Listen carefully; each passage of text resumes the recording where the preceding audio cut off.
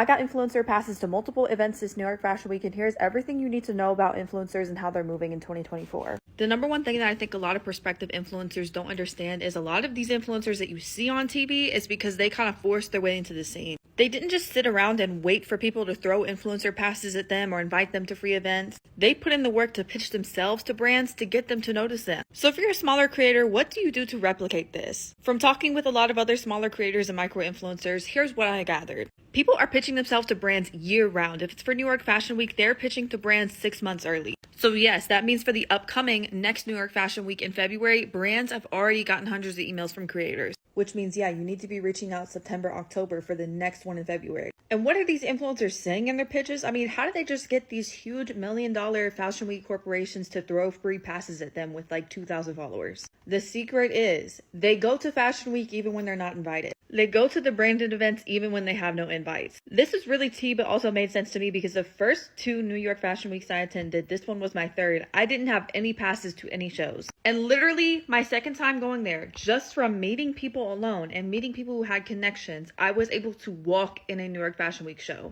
I'm talking, it was so lined up just from me being there, my presence being there and making that energy shift, that a designer happened to have a model drop out that was my exact proportions, and she had a friend that had a friend that had a friend that knew me from the networking event. And I'm gonna be real, all it takes is like one thing like that to get into an entire community or a network of creators in a certain field that you want to be in. So for fashion, think New York Fashion Week. For tech, think like tech summits. I mean, there's many categories you could put all of these pieces of advice towards to. But the general idea here being that a lot of influencers are showing up even when they're not invited because you never know when brands have spots that need to be filled. I'm not gonna lie to you, I've missed the RSVP for a couple events and showed up anyway and they let me in. Because if you present yourself as valuable, if you present yourself as poised and you bring the energy, they're gonna see that. And yeah, it's a risk, but the people that are risking it have a better chance of making it, and that's why you see smaller creators blowing up. So the question is, would you fly out to New York Fashion Week even if you had no opportunities and nothing lined up, just to see if you could get your foot in the door?